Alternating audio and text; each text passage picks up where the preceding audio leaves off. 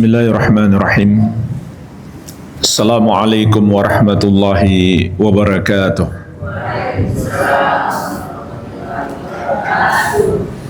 Alhamdulillahi rabbil alamin. Wassalatu wassalamu ala rasulihil amin wa ala alihi wa sahabatihi ajma'in wa man tabi'ahum bi ihsanin ila yaumiddin, amma ba'd. Bapak-bapak dan ibu-ibu sekalian yang saya hormati dan saya muliakan, rahimani wa rahimakumullah, semoga Allah Subhanahu wa taala senantiasa mencurahkan rahmatnya kepada kita sekalian. Sesungguhnya di balik musibah itu banyak hikmah, pelajaran, faidah-faidah dan manfaat yang mungkin tidak akan kita dapatkan dari kesenangan hidup, tapi kita bisa dapatkan dari musibah, sehingga kehidupan kita setelah musibah menjadi lebih baik. Maka di kesempatan ini saya ingin menyampaikan paling tidak ada 10 hikmah dan manfaat yang bisa kita petik dari musibah yang menimpa kita. Yang pertama adalah pahala sabar. Seperti apa pahala sabar? Allah Subhanahu wa taala berfirman, innama yuwaffas sabiruna ajrahum bighairi hisab. Sesungguhnya pahala orang-orang yang sabar itu tanpa terhitung. Artinya pahalanya sangat banyak. Dan semakin besar musibah yang menimpa kita, semakin besar pula pahala kita. Sebagaimana sabda Nabi sallallahu alaihi wasallam, inna idzamal jazaa ma'a idzamil bala. Wa inna Allaha idza ahabba qauman ibtalahum faman radiya falahu ridha wa man sakhita falahu sakhat. Sesungguhnya besarnya pahala tergantung besarnya musibah. Makin besar musibah, makin besar pula kesabaran kita, sehingga pahala kita pun semakin besar juga. Dan sesungguhnya Allah apabila mencintai satu kaum, maka Allah akan timpakan kepada mereka bala. Allah uji mereka dengan musibah. Faman radiya falahu ridha, maka siapa yang ridho terhadap musibah yang Allah takdirkan, maka Allah pun meridhoinya. Wa man sakhita falahu sakhat. Namun siapa yang marah, maka Allah pun marah kepadanya. Jadi musibah itu adalah tanda cinta Allah kepada kita. Allah ingin memberikan kepada kita pahala yang besar. Ini yang pertama. Oleh karenanya jemaah sekalian, ketika kita ditimpa musibah, hendaklah kita sabar dan berharap pahala. Ketika wafat cucu Nabi sallallahu alaihi wasallam dari salah satu putri beliau, maka Nabi sallallahu alaihi wasallam mengatakan kepada putri beliau, faltasbir wal tahtasib, sampaikan kepada putriku hendaklah dia sabar dan berharap pahala. Jadi harus kita hadirkan di hati kita kesabaran dan harapan kepada Allah agar Allah memberikan kepada kita pahala sabar. Karena sabar itu ibadah. Makin besar kesabaran kita, berarti makin besar pula pahala kita. Hikmah yang kedua, musibah itu menggugurkan dosa-dosa kita. Rasulullah sallallahu alaihi wasallam bersabda, "Ma yusibul muslim min nasabin wala wasabin wala hammin wala huznin wala adha wala ghammin hatta syaukah yushakuha illa kafarallahu biha min khatayahu." Tidak ada satu musibah apapun yang menimpa seorang muslim, apakah itu keletihan, penyakit, kegalauan, kesedihan, kezaliman yang menimpa dirinya, yang dilakukan oleh orang. Begitu pula sakit hati, sampai duri kecil yang menusuknya. Kecuali dengan sebab itu Allah akan menghapuskan kesalahan-kesalahannya. Sampai-sampai jamaah sekalian, kelak di hari kiamat, orang-orang yang di dunia hidup tidak pernah ditimpa musibah atau jarang ditimpa musibah, itu akan merasa iri terhadap orang-orang yang ditimpa musibah.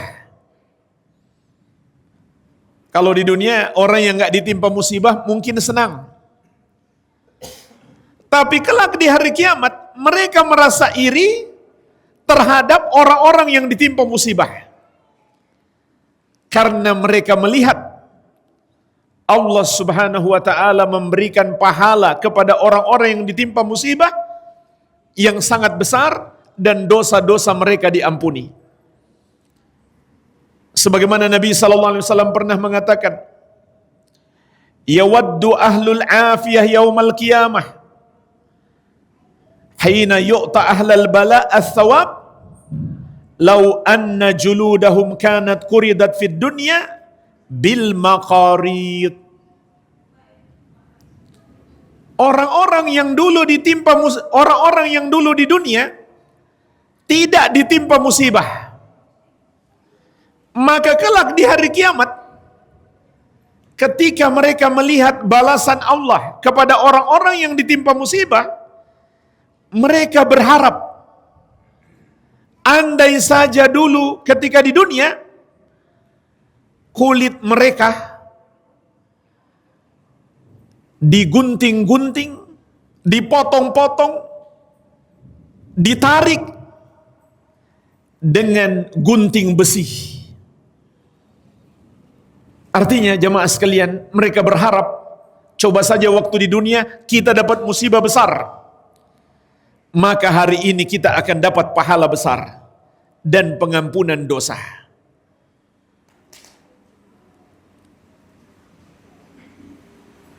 Sampai jamaah sekalian, orang yang sering ditimpa musibah itu datang menghadap Allah tanpa membawa dosa sedikit pun, karena saking banyaknya musibah yang menimpa dia.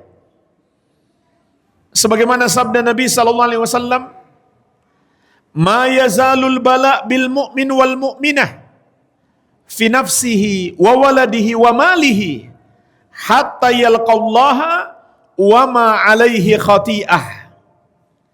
Tidak henti-hentinya musibah menimpa seorang mukmin dan mukminah pada dirinya, anaknya dan hartanya. Nabi sallallahu alaihi wasallam menyebutkan dalam hadis ini 3 bentuk musibah. Yang pertama pada diri kita, mungkin kita terkena satu penyakit. Yang kedua pada anak kita, sehingga kita sangat sedih. Yang ketiga pada harta kita, misalkan rumah kita terbakar atau terkena banjir, harta kita rusak. Maka Nabi sallallahu alaihi wasallam mengatakan, bisa jadi ini menimpa terus-menerus kepada orang beriman, laki-laki maupun perempuan, hatta yalqallaha wa ma alaihi khati'ah, sampai dia berjumpa dengan Allah tanpa membawa dosa sedikit pun. Yang ketiga, termasuk hikmah musibah jamaah sekalian adalah Allah ingin membebaskan seorang hamba dari hukuman di akhirat. Sehingga musibah itu menjadi hukuman yang Allah percepat. Menjadi hukuman yang Allah percepat. Sebagaimana sabda Nabi sallallahu alaihi wasallam, "Idza arada Allahu bi 'abdihil khaira, ajjala lahul 'uqubata fid dunya." Apabila Allah menghendaki kebaikan bagi seseorang, maka Allah segerakan hukumannya di dunia. Wa idza arada Allahu bi 'abdihi syarra, amsaka anhu bi dzambihi hatta yuwaffiya bihi yaumal qiyamah. Dan apabila Allah menginginkan keburukan bagi seseorang, maka Allah tunda hukuman atasnya. Sehingga dia hidup di dunia selalu dapat nikmat, padahal dia bergelimang dosa. Allah biarkan sengaja. Itu pertanda Allah menginginkan keburukan baginya. Sehingga di hari kiamat disempurnakan balasan terhadapnya. Oleh karena itu Bapak Ibu sekalian, kalau kita melihat orang yang hidupnya bergelimang harta, tubuhnya sehat,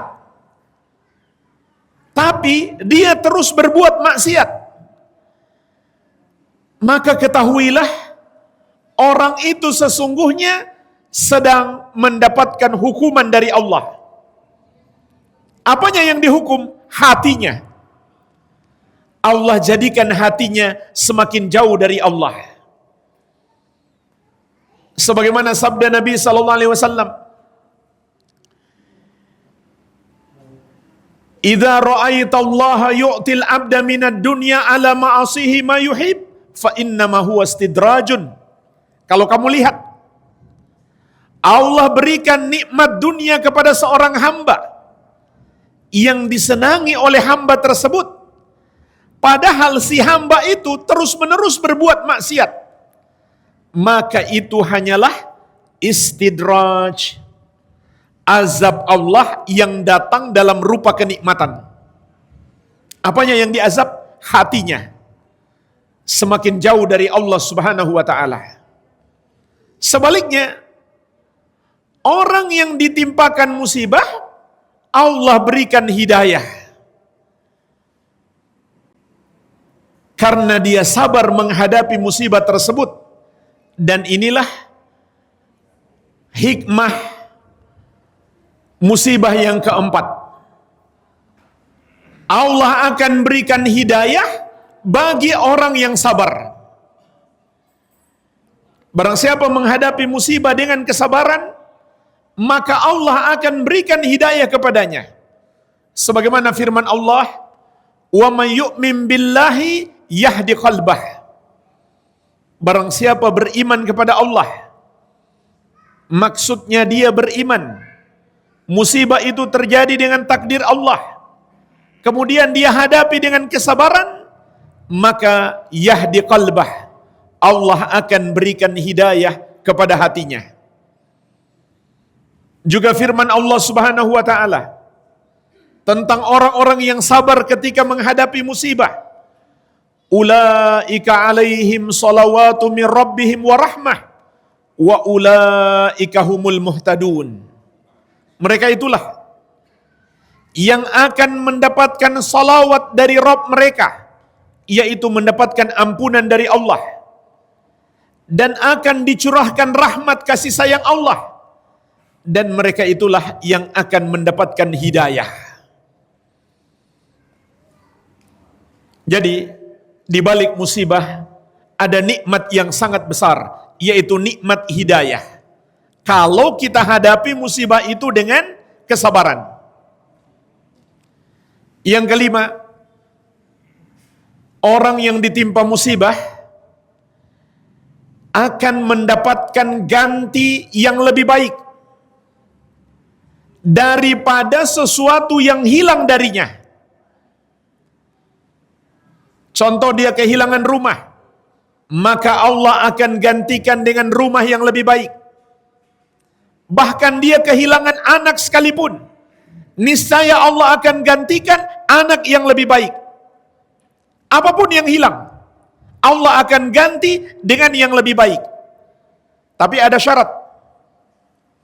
Syaratnya adalah dia sabar dan dia berdoa seperti doa yang diajarkan Nabi sallallahu alaihi wasallam. Apa doanya?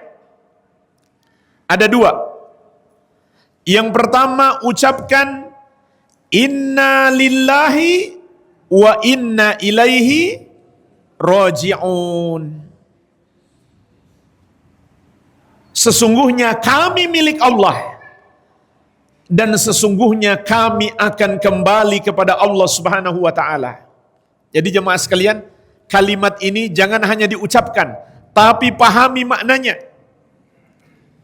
Pada hakikatnya apa yang Allah ambil dari kita itu hanyalah milik Allah. Sehingga nggak pantas kita marah.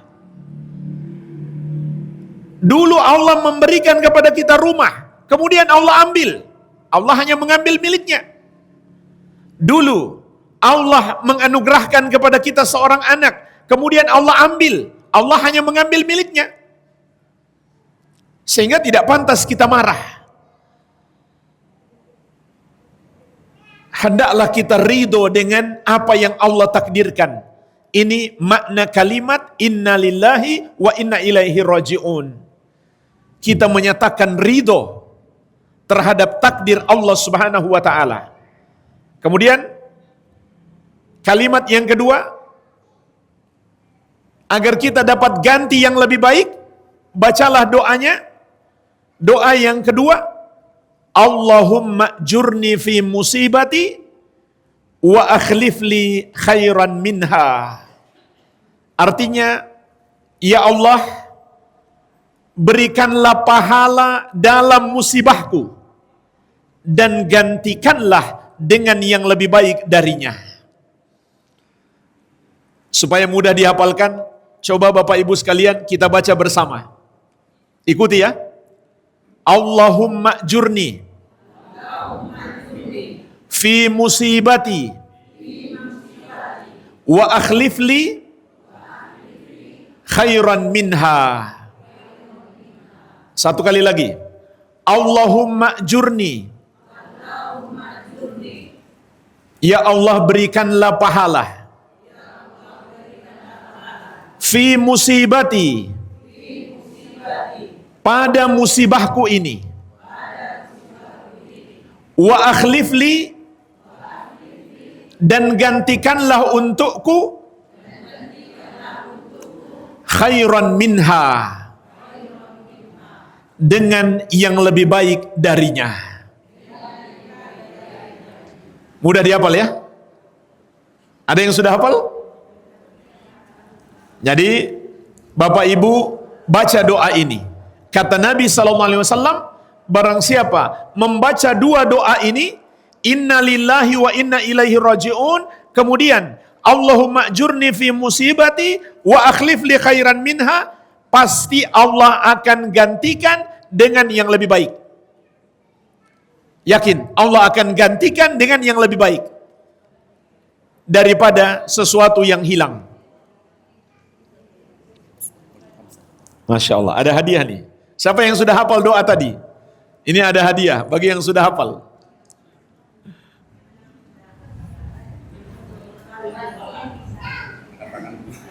Baru 2 kali baca, Bu.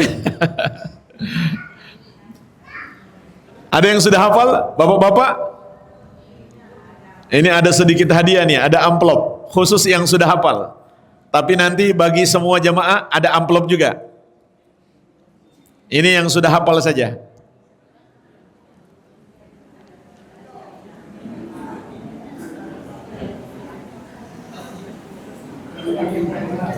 Belum ada ya?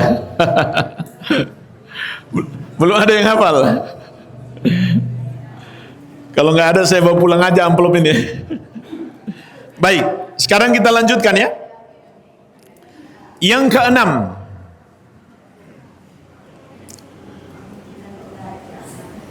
termasuk hikmah yang sangat agung yang bisa kita petik dari musibah untuk menguatkan iman kita kepada takdir Allah, bahwa Allah dialah yang maha kuasa. Maka Allah menakdirkan sesuai dengan kehendaknya, bukan sesuai dengan kehendak kita. Kita tentu menghendaki tidak dapat musibah, tapi Allah menghendaki kita ditimpa musibah, maka pasti terjadi sesuai dengan apa yang Allah kehendaki. Oleh karenanya, Bapak Ibu sekalian, musibah itu mengingatkan kita Allah yang maha kuasa, yang menakdirkan segala sesuatu. Dalam Al-Quran Allah mengingatkan, ma asaba min musibatin fil ardi wala fi anfusikum illa fi kitabim min qabli an nabra'aha inna dzalika 'ala Allahi yasir. Tidak ada satu musibah pun yang terjadi di bumi, tidak pula yang menimpa kalian, kecuali semuanya sudah tertulis di dalam sebuah kitab sebelum kami menciptakannya, yaitu kitab catatan takdir yang ada di Al-Lauhul Mahfuz. Inna dzalika 'ala Allahi yasir. Sesungguhnya yang demikian itu mudah bagi Allah Subhanahu wa taala. Oleh karenanya, musibah itu juga mengingatkan bahwa kita hanyalah hamba yang lemah, yang hanya bisa menjalani takdir Allah, yang tidak mungkin bisa melawan takdir. Maka jangan sekali-kali kita menyombongkan diri. Dan orang sombong itu ada dua kategori. Kata Nabi SAW, al-kibru batrul haq wa ghamtun nas. Sombong itu adalah menolak kebenaran dan menganggap remeh orang lain.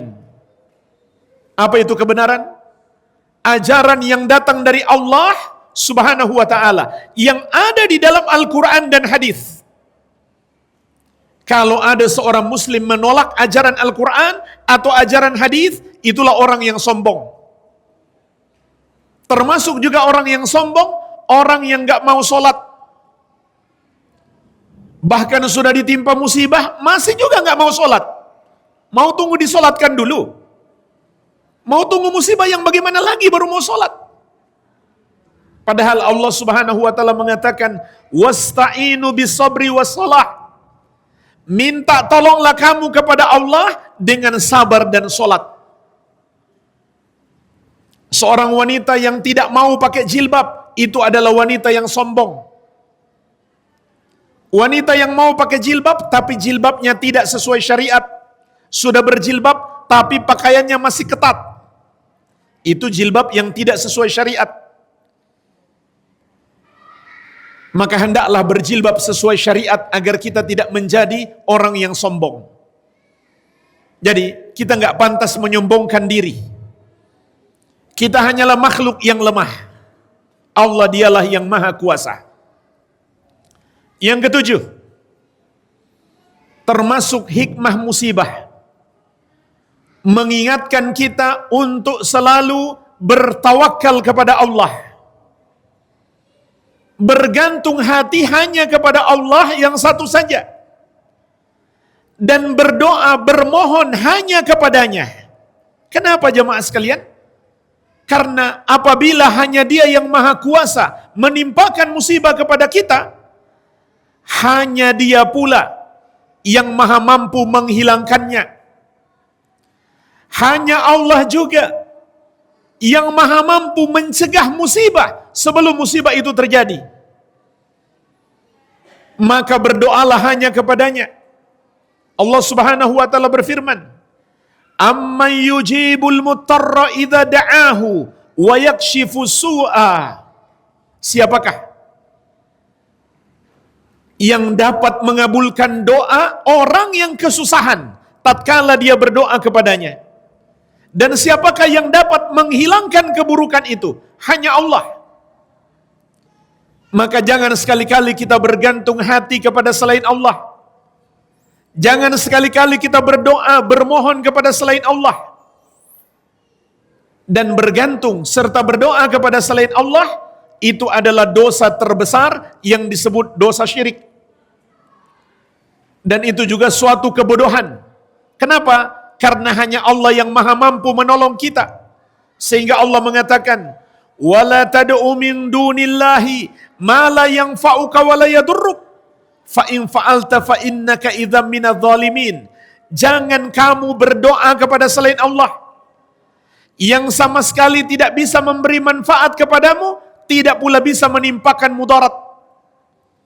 Kalau kamu berdoa kepada selain Allah, kamu kalau begitu termasuk orang-orang yang zalim, yaitu orang yang berbuat dosa terbesar yang disebut dosa syirik.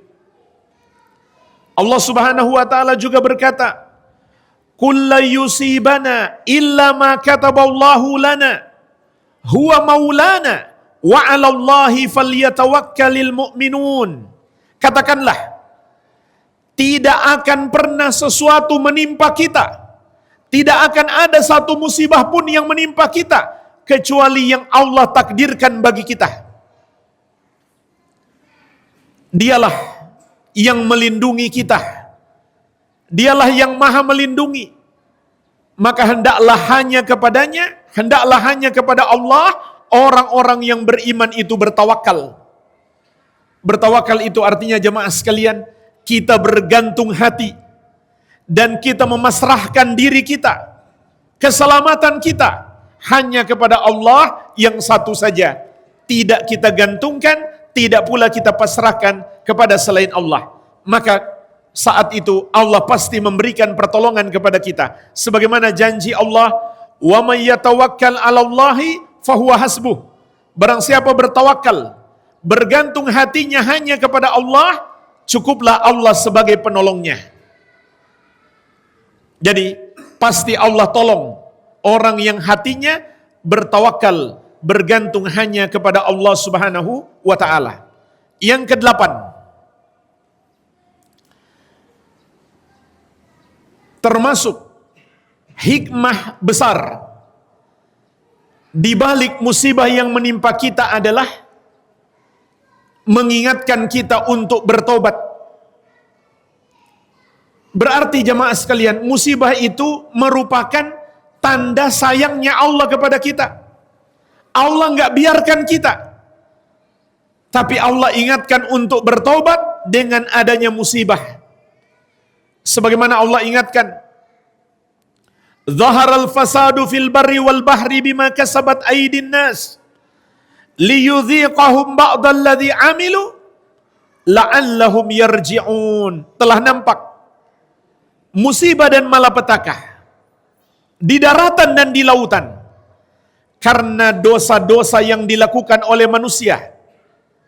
Liyudhiqahum ba'dalladzi 'amilu, agar Allah jadikan mereka merasakan sebagian dari dosa-dosa mereka tersebut. La'allahum yarji'un, agar mereka bertobat. Juga firman Allah Subhanahu wa taala, "Wa ma asabakum min musibatin fabima kasabat aydikum wa ya'fu an katsir." Apapun musibah yang menimpamu, maka itu karena dosa yang kamu lakukan, dan Allah telah mengampuni banyak dosamu. Karena jemaah sekalian, kita semua ini hanyalah manusia biasa yang selalu terjerumus dosa. Tidak ada yang maksum kecuali para nabi dan rasul. Oleh karenanya, orang yang baik itu bukanlah yang tidak pernah berbuat dosa sama sekali, kecuali para nabi dan rasul. Namun hamba Allah yang terbaik itu adalah apabila dia terjerumus dosa, segera dia bertobat. Terlebih lagi Allah sudah mengingatkan dia dengan adanya musibah. Sebaliknya, orang yang terus-menerus berbuat maksiat, kemudian Allah biarkan, tidak Allah tegur dengan musibah. Tadi sudah kita sebutkan, orang ini sesungguhnya mendapatkan hukuman dari Allah yaitu Allah biarkan dia semakin jauh dari Allah Subhanahu wa taala. Itulah sesungguhnya musibah yang terbesar. Ketika seseorang semakin jauh dari Allah, meskipun hidupnya bergelimang kenikmatan, pada hakikatnya dia adalah orang yang mendapatkan musibah. Dan kelak suatu hari, ketika malaikat maut datang mencabut ruhnya, dia pun menyesali dosa-dosanya dan dia mau bertobat, namun sudah terlambat. Maka dia pun mendapatkan hukuman dari Allah Subhanahu wa taala yang akan menimpa fisiknya. Yang kesembilan,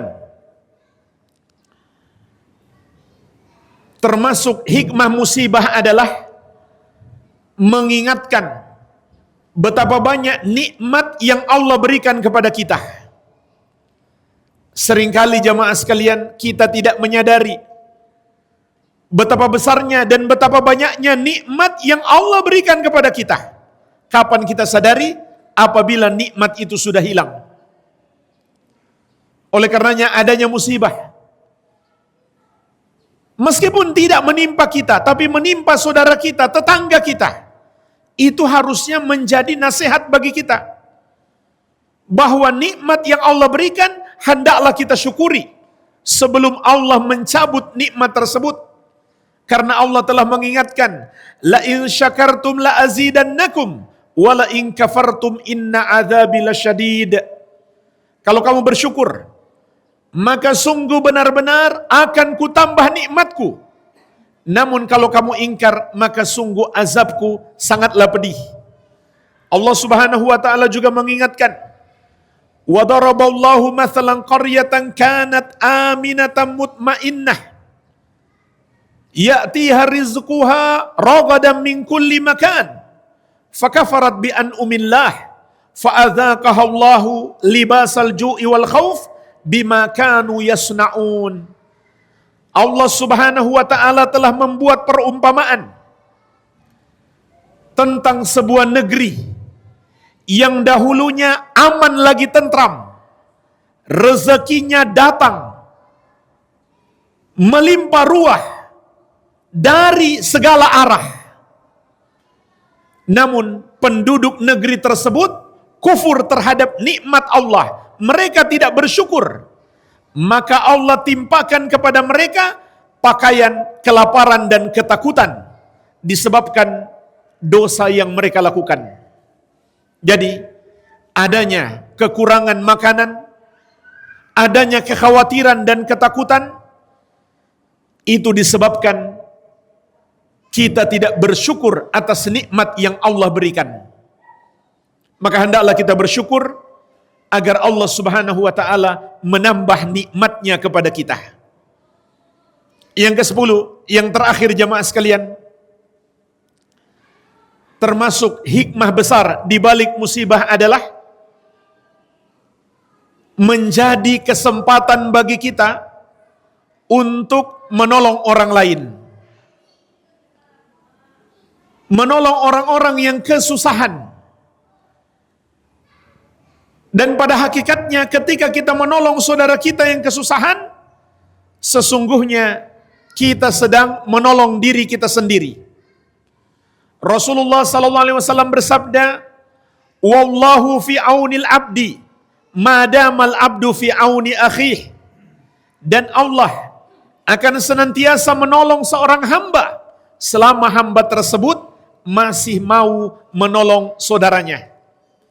Jadi meskipun kita sama-sama ditimpa musibah, tapi jika kita lihat saudara kita, keluarga kita butuh pertolongan dan kita mampu menolong, maka tolonglah.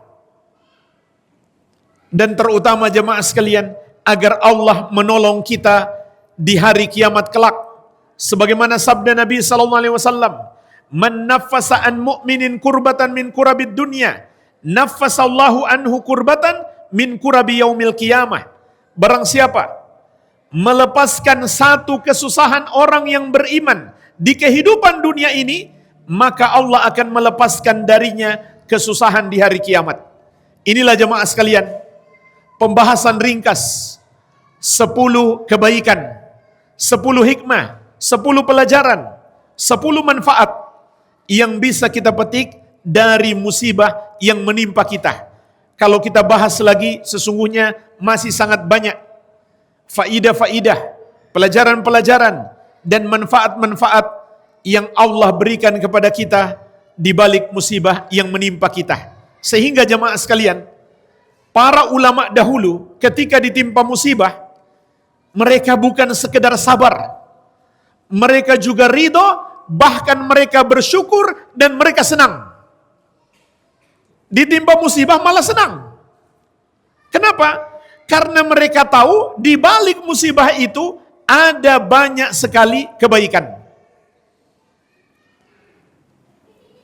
Namun kebaikan ini semuanya datang dari Allah Subhanahu wa taala. Oleh karena itu, kunci untuk meraihnya adalah kita selalu menjaga keimanan dan ketakwaan kita kepada Allah Subhanahu wa taala.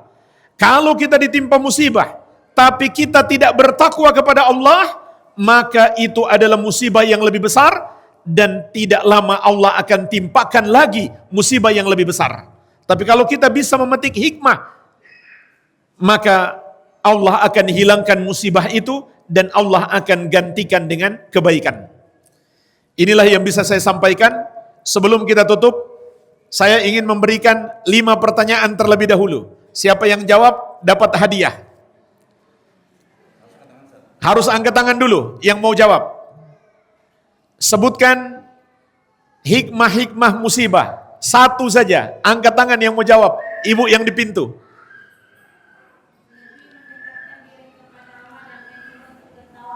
Masya Allah, silahkan hadiahnya Bu, tolong dikasih. Lebih mengingatkan kepada Allah untuk kita bertawakal, bergantung hati hanya kepada Allah. Ada lagi yang menambahkan? Angkat tangan. Bapak-bapak, ayo yang mau jawab angkat tangan.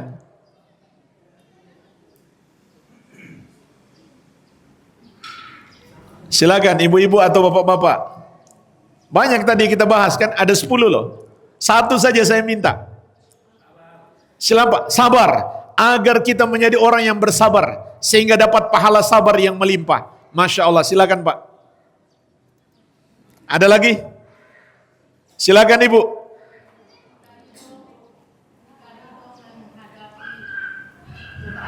Masya Allah, ridho menghadapi takdir Allah Subhanahu wa taala. Silakan Ibu. Iya. Musibah menghapuskan dosa-dosa. Masya Allah. Terakhir Ibu yang mana tadi? Jilbab biru, silakan. Nah, agar kita tidak sombong. Masya Allah. Pintar-pintar semuanya ternyata. Semoga bermanfaat. Lebih dan kurangnya saya mohon maaf.